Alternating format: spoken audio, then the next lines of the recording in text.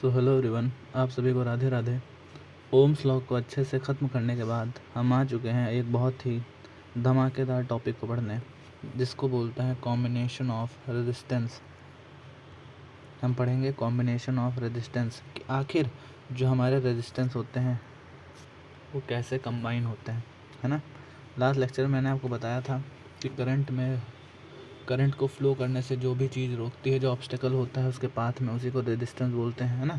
और रेजिस्टेंस को धारण करे हुए होते हैं कुछ रजिस्टर्स, है ना। तो उन्हीं के बारे में हमें आज अच्छे से पढ़ना है कि आखिर रजिस्टर्स कैसे कैसे कंबाइन होते हैं और कैसे कैसे वहाँ पर करंट और पोटेंशियल ड्रॉप आता है। तो चलिए स्टार्ट करते हैं आज का लेक्चर। बहुत ही इंटरेस्टिंग लेक्चर होने वाला है। अगर आज से पहले आपने इस टॉपिक को नहीं पढ़ा तो डेफिनेटली आप श्योर हो जाइए कि इस लेक्चर को देखने के बाद आपको किसी भी प्रकार का कोई भी डाउट नहीं होने वाला है। और दूसरी बात, जो लोग पढ़ चुके हैं, जिनको बहुत ही ज़्यादा कन्फ्यूज़न है, वो इस लेक्चर को देखने के बाद उनका सारा का सारा कन्फ्यूज़न ख़त्म हो जाएगा। ये आप भरोसा रख सकते हैं, है ना। तो चलिए स्टार्ट करते हैं। अपने प्रभु का नाम ले लीजिए और इस लेक्चर को स्टार्ट करिए, ठीक। कोई भी प्रकार की दिक्कत आपको नहीं आने वाली। देख रहे हैं कितनी अच्छी अच्छी चीज़ें आपके लिए लाएं। ये एक आपका दोस्त है ना। ये आपका एक दोस्त है, समझिए ऐसे। जो कहता है, क्या कहता है, कॉम्बिनेशन ऑफ रजिस्टर्स बहुत टफ है। आपका दोस्त कह रहा है आपसे कि ये दोस्त यार, एक कॉम्बिनेशन ऑफ रजिस्टर बहुत टफ होता है, समझ नहीं आता। और आप पढ़ चुके हैं लर्नर्स ग्राउंड से, तो आप उसको रिप्लाई दे रहे हैं, अरे नहीं, लगता है तुमने लर्नर्स ग्राउंड से नहीं पढ़ा। तो अगर आपको ये लेक्चर अच्छे से समझ में आ जाता है तो आप अपने दोस्तों को ज़रूर बता दीजिएगा कि अगर किसी भी प्रकार का कोई भी डाउट हो तो आप लर्नर्स ग्राउंड से पढ़ के देखिए, आपके सारे डाउट ख़त्म हो जाएंगे। और आप विश्वास मानिए कि इस लेक्चर को देखने के बाद आपको सीरीज सर्किट, पैरेलल सर्किट, निपोरा, है ना, जितनी भी चीज़ें, जितनी भी चीज़ें होंगी आपको सर्किट सॉल्विंग से रिलेटेड, वो सब आपको आ जाने वाली है। तो चलिए स्टार्ट करते हैं, ज़्यादा बातें नहीं करते हैं। ये हमने एक लगाया है एनर्जेटिक पिकाचू, है ना। इतनी ही आपकी हाई एनर्जी होनी चाहिए इस लेक्चर को देखने के दौरान, है ना। एनर्जी हाई होगी तभी आपको टॉपिक अच्छे से समझ में आएगा। तो हमारा पहला टॉपिक क्या है? हमारा पहला टॉपिक हमने लिया है सीरीज़ कॉम्बिनेशन, जिसको लिखा है मैंने सीरीज़ सागा के नाम से। ये देखो, एक समझ लो एक बल्ब है, एक बल्ब दूसरे बल्ब से, दूसरी तीसरे से और तीसरी चौथे से कुछ ऐसे कनेक्टेड है वायर्स के थ्रू। यही होता है सीरीज़ कॉम्बिनेशन। सबसे आसान तो यही होता है। इसी के बारे में सबसे पहले डिस्कस करते हैं कि आखिर सीरीज़ कॉम्बिनेशन क्या है। तो ध्यान से आप अब पढ़िएगा, ठीक। एक एक चीज़ को बारीकी से समझने की कोशिश करिएगा। कलर ले लेते हैं, पिंक सही रहेगा। ध्यान से सुनिए मेरी बात, देखिए ध्यान से। अगर मान लीजिए यहाँ पर कुछ रजिस्टर्स एक दूसरे से म्यूचुअली कनेक्टेड हैं, कुछ रजिस्टर्स एक दूसरे से म्यूचुअली कनेक्टेड हैं, पास पास कनेक्टेड हैं, है ना। और कनेक्ट करने के लिए उनको एक सेल की आवश्यकता होती है। तो ये मैंने बना दी एक सेल। अब मेरी बात ध्यान से सुनिएगा। करंट फ्लो करेगा, अगर यहाँ पर पोटेंशियल होगा, पोटेंशियल डिफरेंस होगा तो करंट फ्लो करेगा। हर एक बात को बारीकी समझिएगा। हमें पोटेंशियल डिफरेंस लेना है तो क्यों ना हम इस एंड को हम v मान लें और इसको 0 मान लें। तो क्या हमारा पोटेंशियल डिफरेंस v ही आएगा, v माइनस 0 v, है ना। तो हमने पोटेंशियल डिफरेंस एक साइड का v ले लिया और एक साइड का 0 ले लिया। बड़ा वाला जो टर्मिनल होता है उसको बोलते हैं पॉजिटिव टर्मिनल और छोटे टर्मिनल को बोलते हैं निगेटिव टर्मिनल, ठीक है। बड़े टर्मिनल को बोलते हैं पॉजिटिव टर्मिनल और छोटे टर्मिनल को बोलते हैं नेगेटिव टर्मिनल। आप जानते हैं हमारा करंट फ्लो कैसे करता है? हमारा करंट फ्लो करता है पॉजिटिव टर्मिनल से नेगेटिव टर्मिनल तरफ। कुछ ऐसे हमारा करंट फ्लो करेगा, है ना। इस सर्किट में हमारा करंट कुछ ऐसे फ्लो करेगा। बेसिक बातें मैं आपको पहले समझाऊंगा, फिर अच्छे से सर्किट के बारे में पढ़ेंगे, ठीक। ये बात आपको समझ में? देखिए मैं आपको बताना क्या चाहता हूँ। अगर काफ़ी सारे रजिस्टर्स ऐसे, ये सारे रजिस्टर्स हैं, अगर काफ़ी सारे रजिस्टर्स एक सीधी कतार में कनेक्टेड होते हैं, ठीक है, एक सीधी कतार में कनेक्टेड होते हैं, तो हम बोल देते हैं कि ये सारे रजिस्टर्स सीरीज़ कॉम्बिनेशन को फॉलो कर रहे हैं। मैंने बोल दिया R1, R2, R3, R4 और R5। ये 5 तरीके के रजिस्टर्स हैं जो आपस में कनेक्टेड है ना। और इस तरह के कनेक्शन को बोलते हैं सीरीज़ कॉम्बिनेशन। है ना। इस तरह के कनेक्ट कॉम्बिनेशन को बोलते हैं सीरीज़ कॉम्बिनेशन। ये बेसिक बात हुई। अब आपका पढ़ने लायक बात क्या है अब वो हम जानते हैं। मेरी बात ध्यान समझना, ठीक है। यहाँ तो मैं आपको समझा ही रहा हूँ जो मैंने आपको समझा दिया। जानने वाली बात क्या है, मैंने लिया है ये मेरा पॉजिटिव टर्मिनल है, देखिए ये मेरा पॉजिटिव टर्मिनल है, चल के मेरा ये मेरा पॉजिटिव टर्मिनल, ये मेरा negative terminal. Current positive terminal से फ्लो करता है नेगेटिव टर्मिनल, तब ये देखिए आई जा रहा है ना। जो करंट यहाँ से निकला होगा वो सारे रजिस्टर्स में वही करंट फ्लो करके जाएगा। दूसरी बात, अच्छा एक और चीज़ आप जानिएगा, करंट फ्लो होने के लिए पोटेंशियल डिफरेंस की ज़रूरत होती है, और पोटेंशियल डिफरेंस को पाने के लिए हमें सेल या फिर बैटरी लगानी पड़ती है। तो बहुत लोगों के मन में डाउट आ रहा होगा अगर कि सर आखिर ये सेल या फिर बैटरी क्यों लगाई गई है, आखिर ये सेल और बैटरी क्यों लगाते हैं। तो सेल और बैटरी हमें पोटेंशियल डिफरेंस देती है, और पोटेंशियल डिफरेंस से ही हमें करंट मिलता है ना। पोटेंशियल डिफरेंस से ही हमें करंट मिलता है, और वही करंट रजिस्टर्स में फ़्लो करके जाता है। तो हमें पोटेंशियल डिफरेंस चाहिए करंट को प्रोड्यूस करने के लिए। करंट की उत्पत्ति ही पोटेंशियल डिफरेंस से होती है, जो कि हमें सेल प्रोवाइड करता है। आई होप ये छोटी सी बात है, पर बहुत लोगों को समझ नहीं आती, क्लियर हो गई होगी आपको। ठीक, अब ध्यान से एक एक बात को समझिएगा, ध्यान से एक एक बात को समझिएगा, ठीक। अच्छा थोड़ा इधर ही बना देते हैं, इसको इरेज करते हैं थोड़ा सा, इसे में समझाते हैं आपको। जो मैं बोलूँगा उसको ध्यान से आप समझिएगा, ठीक है। मेरा करंट यहाँ से फ्लो करना स्टार्ट हुआ है ना, और यही देखो सेम करंट हर रजिस्टर्स के पास जा रहा है। यही सेम करंट हर रजिस्टर के पास जा रहा है, चाहे वो R1 के पास गया हो, चाहे R2 के पास, और चाहे R3 के पास। यही सेम करंट ही तो मेरा हर तरफ फ्लो कर रहा है।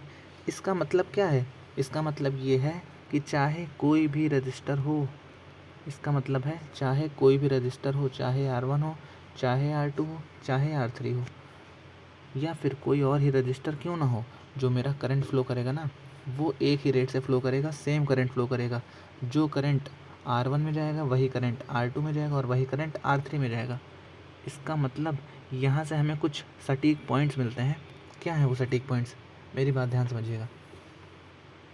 वो सटीक पॉइंट्स क्या हैं, मेरी बातों को ध्यान से समझिएगा। इंपॉर्टेंट पॉइंट्स है कुछ, ठीक। किसकी बात करें हम लोग, हम बात करें, अरे ये सॉरी, हम बात कर रहे हैं, क्या चल रहा भाई ये थिकनेस बहुत ज़्यादा है। हाँ, हम बात कर रहे हैं सीरीज़ की, सीरीज़ कॉम्बिनेशन की, कि आखिर सीरीज़ कॉम्बिनेशन में क्या होता है। तो खुद देखो ना, हम पीछे क्या पढ़े, ये देखो करंट अच्छे से जा रहा था, करंट एक ही तरफ जा रहा था ना, वही करंट हर तरफ जा रहा था। तो हम क्या इस बात को रिलेट करके कुछ लिख सकते हैं, लिख सकते हैं, क्या लिख सकते हैं, ध्यान देखना। हम लिख सकते हैं पहला पॉइंट कि जो हमारा करंट होगा आई, वो सेम होगा, I is same, I is same in all registers. सारे के सारे रजिस्टर्स में हमारा जो आई होगा, हमारा जो करंट होगा वो सेम होगा। वो क्या होगा, वो सेम होगा। दूसरी बात, फिर से देखो इस डायग्राम को अच्छे से, दूसरी बात ध्यान देखो। अच्छा करंट तो मेरा सही से जा रहा है ना। यहाँ पर इस रजिस्टर के पास मान लो मेरी बात ध्यान समझना, ये मेरा पोटेंशियल ड्रॉप है, पोटेंशियल डिफरेंस यहाँ पर, इधर चल गया। देखिए रेड ले लेते हैं, ये मेरा पोटेंशियल डिफरेंस है ना। अच्छा यही पोटेंशियल डिफरेंस, कुछ पोटेंशियल डिफरेंस इसको R1 को मिलेगा, कुछ पोटेंशियल ड्रॉप R2 को देंगे, और कुछ पोटेंशियल डिफरेंस R3 को मिलेगा। इसका मतलब हर रजिस्टर के पास अपना अपना पोटेंशियल डिफरेंस झेलने की अलग अलग क्षमता होगी। इसका मतलब हम ये लिख सकते हैं कि R1 के पास हम बोल देते हैं, R1 के पास जो पोटेंशियल डिफरेंस जा रहा है हम बोल देते हैं उसको V1, R2 के पास जो पोटेंशियल डिफरेंस जा रहा है हम उसको बोल देते हैं V2, और सिमिलरली R3 के पास जो जा रहा है उसको हम बोल देते हैं V3। इसका मतलब हमारा पोटेंशियल डिफरेंस डिवाइड हो जाता है, हमारा जो पोटेंशियल वोल्टेज होता है वो सीरीज़ कॉम्बिनेशन में डिवाइड होता है। तो यहाँ से दूसरा पॉइंट बन गया। दूसरा पॉइंट क्या बन गया, दूसरा पॉइंट ये बन गया कि जो हमारा वोल्टेज होता है पोटेंशियल डिफरेंस वो सेम नहीं होता, वे इज़ नॉट सेम। हमारा पोटेंशियल डिफरेंस वोल्टेज सेम नहीं होता है। इसका मतलब हमें अगर वी नेट चाहिए होगा, फाइन मतलब नेट पोटेंशियल डिफरेंस क्या होगा, नेट पोटेंशियल डिफरेंस होगा जो अलग अलग रजिस्टर्स में वोल्टेज गया होगा, तो उनका अगर सम कर दे तो हमें वी नेट मिल जाएगा। इसका मतलब ये वाला V1, इस V1 का, इस V2 का और इस V3 का जो सम होगा वही इस टोटल वी नेट के बराबर होगा। तो यहाँ से एक दूसरा पॉइंट तैयार हो गया। क्या वो पॉइंट है, वी नेट कैसे निकलेगा, V1 plus V2 plus V3 से। आई होप आपको ये बात समझ में आ गई होगी। तो क्या मैं ये लिख सकता हूँ कि V is divided, series combination में मेरा पोटेंशियल डिफरेंस डिवाइड हो जाता है, जबकि मेरा करंट क्या होता है, मेरा करंट होता है सेम, हर रजिस्टर्स में सेम करंट फ्लो होके जाता है। आई होप आपको ये छोटी सी बात अच्छे से समझ में आ गई होगी। अब एक और चीज़ आपको समझानी है, बेसिक सी चीज़ है। देखिए, जब भी हम सर्किट सॉल्व करेंगे ना, तो इस बड़े से सर्किट को लिखना बार बार उचित नहीं होता, मतलब अच्छा नहीं लगता। तो हम एक इक्विवेलेंट रेजिस्टेंस का सर्किट बनाते हैं, मतलब इसको छोटा करके कंप्रेस करके एक छोटा सा सर्किट दिखाते हैं जो कि इन तीनों का सम होता है, इन तीनों को सम कर देते हैं और सीरीज़ में दिखाते हुए उस सर्किट को बनाते हैं। देखिए मेरी बात, उससे पहले आपको समझना पड़ेगा क्या, इनका डेरिवेशन, और वो डेरिवेशन मैं समझाऊंगा आपको इस डायग्राम के बाद। देखिए यहाँ पे लिखा है R1, यहाँ पे लिखा है R1, R2 और R3। इनका मैं एक इक्विवेलेंट रेजिस्टेंस सर्किट बनाने जा रहा हूँ। इन तीनों को अगर मैंने जोड़ दिया तो मैंने यहाँ पर लिख दिया R इक्विवेलेंट। ध्यान से देखिएगा हर चीज़,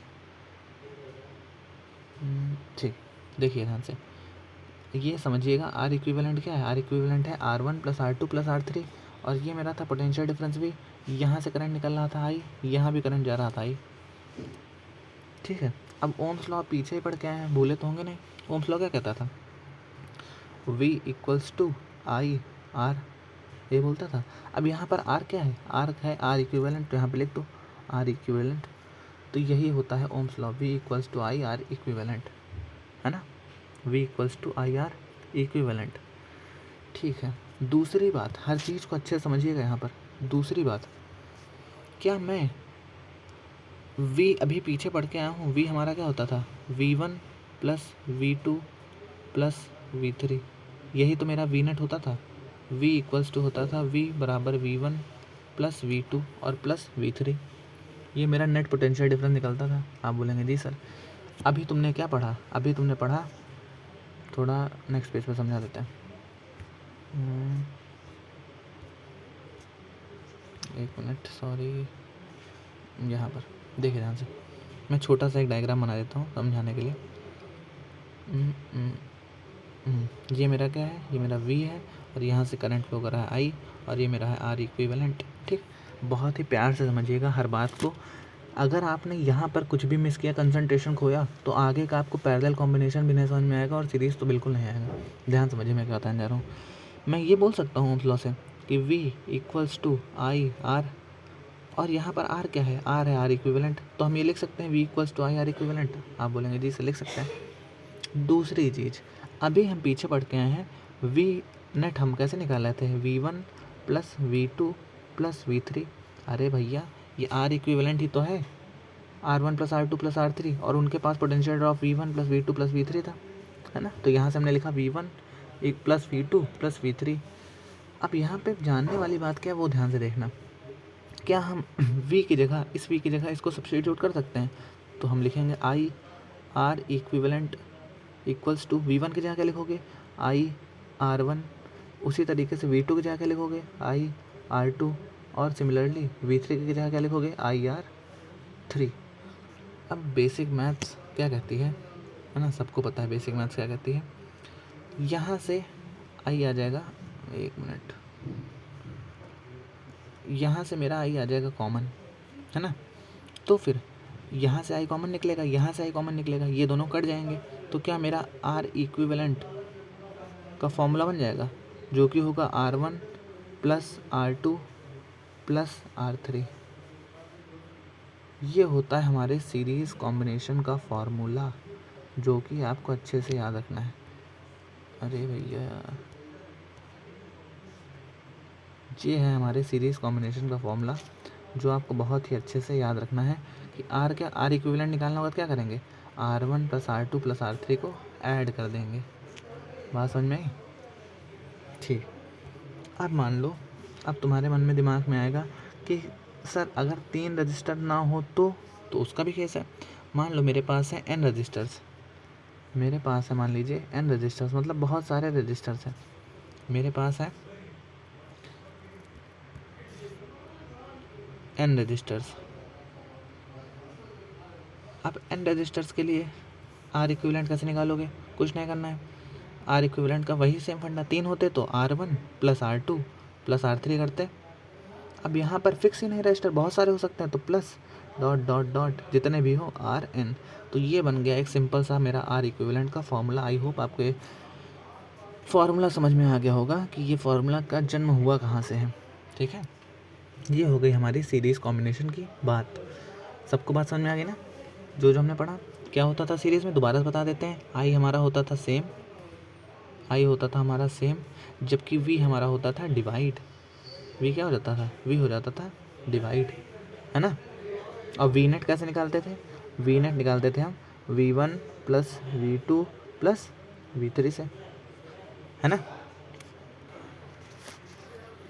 तो बढ़ते हैं अब आगे, अब जानते हैं पैरेलल कॉम्बिनेशन के बारे में। सीरीज़ आपको अच्छे समझ में आ ही गया होगा, है ना? उसके पहले एक अच्छा सा स्लाइड, अच्छा हाँ ये बच गया, और तो कुछ नहीं बचा, देख लेते हैं एक बार। ये हो गया। ये बताइए क्या है, अगर आप कोई पहचानता हो इसको क्या है, तो बहुत लोग बोलोगे इसको क्या है? ये है हमारी क्रिसमस लाइट। क्या है? ये हमारी है क्रिसमस लाइट, जिसको बोल देते हो जनरली आप लोग झालर, है ना? क्या है? Christmas light. एक minute, pen pen pen pen, ये रहे। ये हमारी है क्रिसमस, स्पेलिंग देख लीजिएगा अगर कुछ गलत हो जाए, है ना? Christmas light. अच्छा, सीरीज़ कॉम्बिनेशन में पता है डिफेक्ट भी बहुत होते हैं। जो सीरीज़ कॉम्बिनेशन होता है वहाँ पे बहुत सारे डिफेक्ट होते हैं। अरे अच्छा ये बताओ, करंट हमारा सेम जा रहा है ना हर तरफ, क्यों? करंट हमारा हर तरफ सेम जाएगा। मेन अगर दिक्कत होगी तो उसी करंट की वजह से सबको हो जाएगी।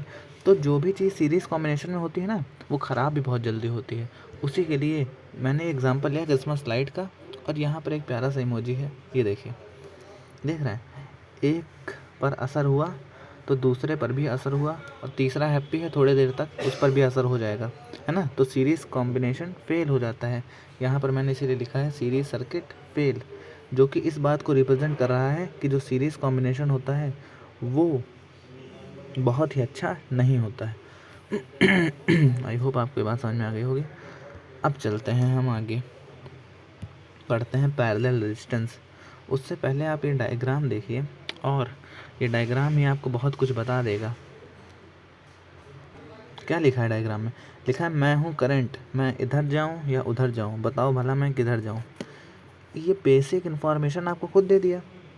ये करंट खुद बोल रहा है कि अगर मुझे पैरेलल सर्किट में लगा दोगे, पैरेलल कॉम्बिनेशन में लगा दोगे, तो मैं करंट हूँ, मैं किधर जाऊँ, इधर जाऊँ या उधर जाऊँ, तुम खुद बताओ मैं किधर जाऊँ। इसका मतलब पैरेलल कॉम्बिनेशन में हमारा करंट डिवाइड हो जाता है, ये बात आप अभी जान जाएंगे। ठीक है?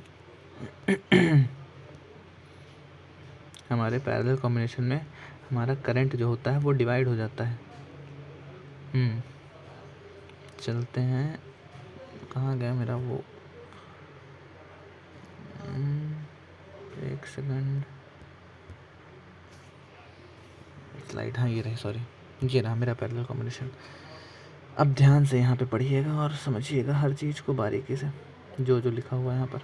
पेन ले लेते हैं ब्लैक, ना पिंक ले लेते हैं। ठीक, देखिए ध्यान से, इस एंड पे मैंने ले लिया मेरा पोटेंशियल डिफरेंस V है, और इस एंड पे ले लिया मैंने 0, है ना? तो इनका पोटेंशियल डिफरेंस क्या आ जाएगा? V ही आ जाएगा। अब ध्यान से बात को समझिएगा, फिर से यहाँ पॉजिटिव टर्मिनल से करंट फ्लो होगा, I, यहाँ से तो हमारा I ही निकलेगा, है ना? पर जैसे ही वो इस एंड पे पहुँचेगा, जैसे मेरा करंट इस एंड पे पहुँचेगा, उसे 3 रास्ते दिखाई देंगे, एक ये रास्ता, एक ये रास्ता और एक ये रास्ता।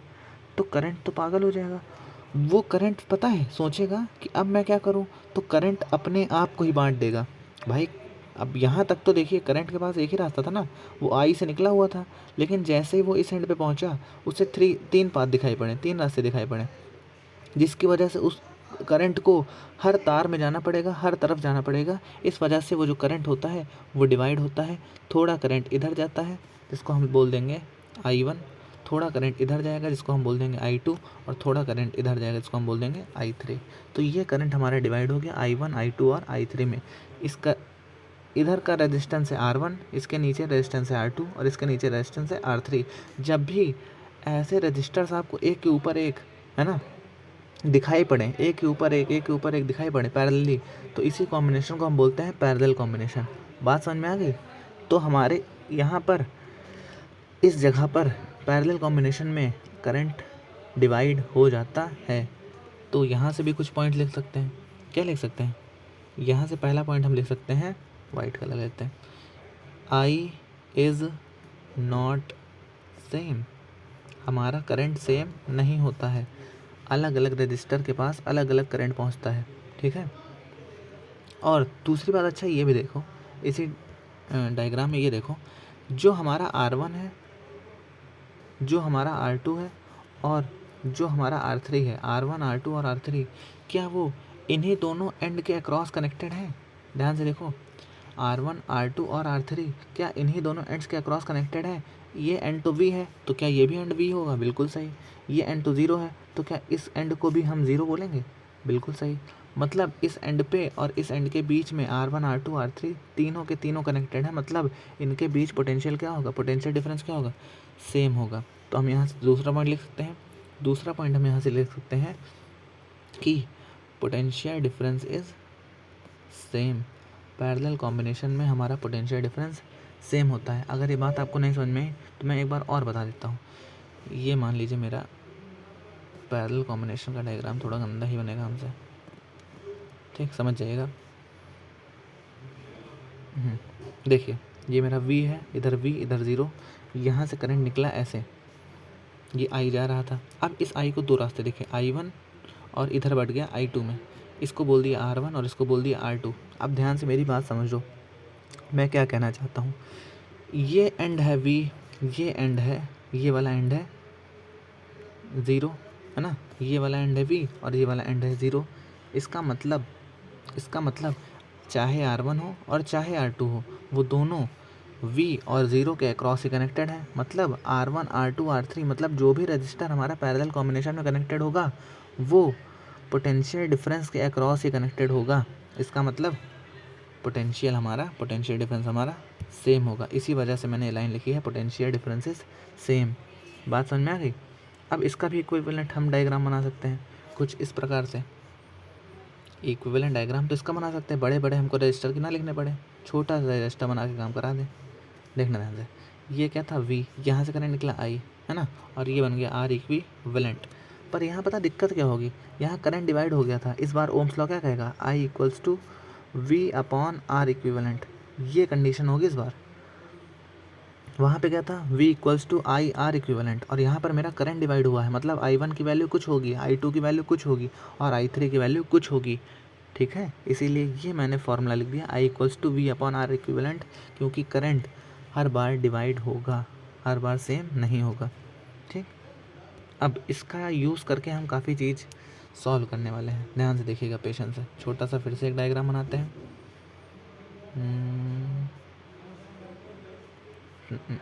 V है ना, और यहाँ से करंट जा रहा मेरा I, और ये है R इक्विवेलेंट, ठीक है।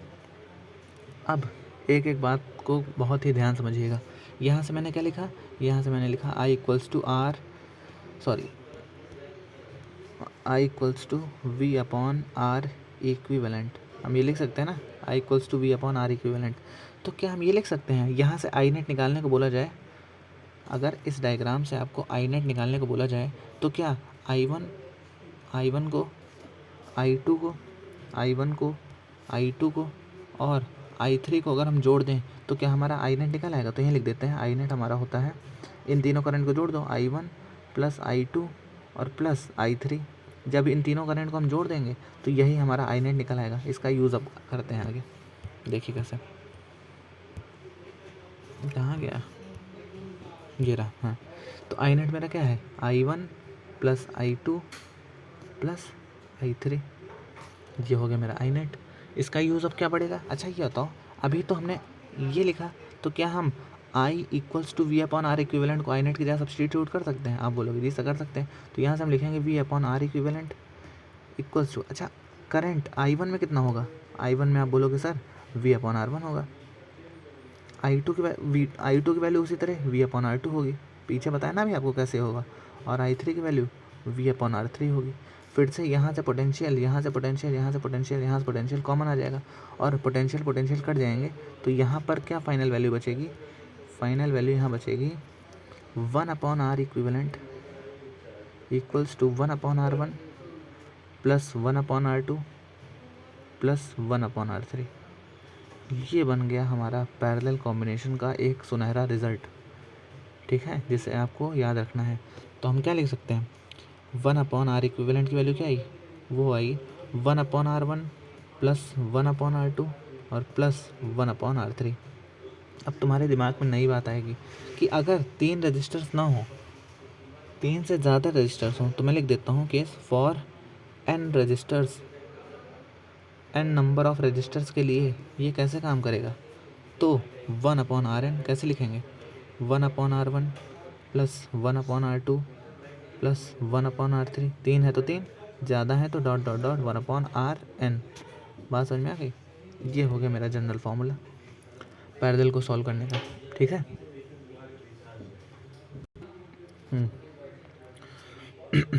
तो ये पैरेलल कॉम्बिनेशन की कथा ख़त्म हुई। अब ये टॉपिक बचता है, कैसा कलर है दिख तो रहा ही होगा, इस टॉपिक को मैं बोलता हूँ डिफरेंट पैरेलल सर्किट्स, है ना।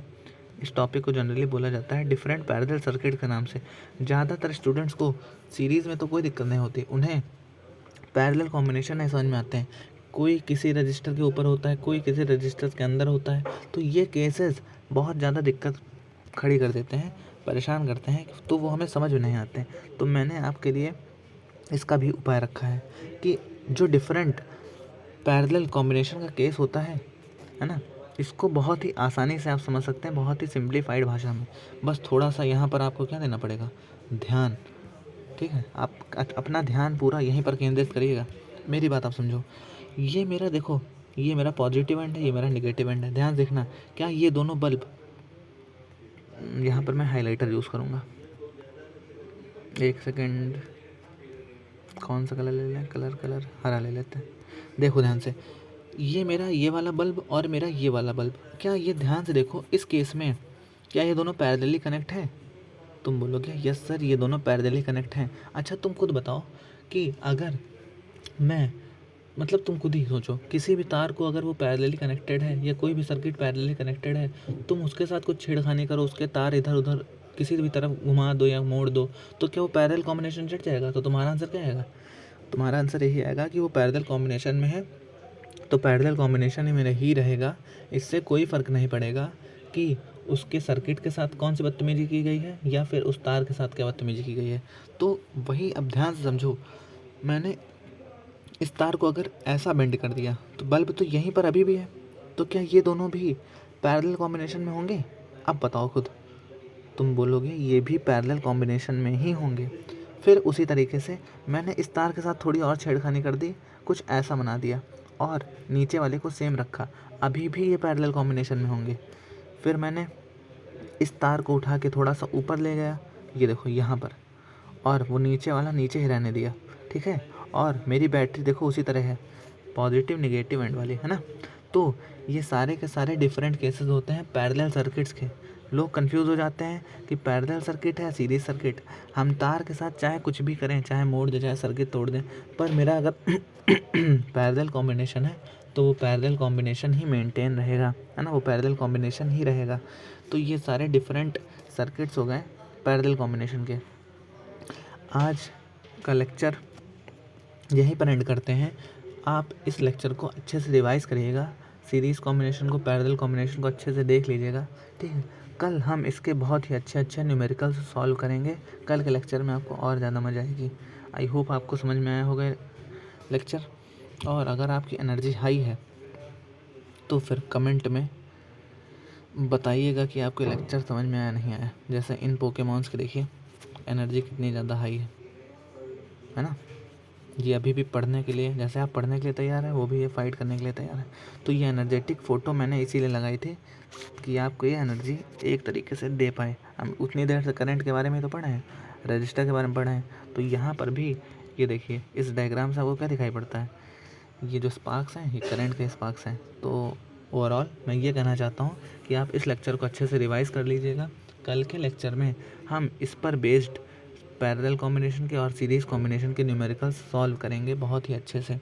ठीक, जाते जाते मैं जल्दी से आपको एक बार रिवाइज़ करा देता हूँ। सीरीज़ में, सीरीज़ कॉम्बिनेशन में सीरीज़ कॉम्बिनेशन में है ना भाई, आई क्या होता था, आंसर बताओ, अपने मन में बोलो। सेम। वी क्या होता था, डिवाइड होता था। पैरेलल कॉम्बिनेशन में वी क्या होता था, सेम। आई क्या होता था, डिफरेंट, डिवाइड हो जाता था, है ना। बहुत बढ़िया, अगर मन में आंसर दे रहे हो तो तुम सही कर रहे हो, वरना फिर लेटे लेटे देखते ऐसे वीडियो काम नहीं चलेगा। कॉपी पेन लेकर ही बैठा करो, पढ़ा करो, ठीक। नोट्स अच्छे से बनाया करो।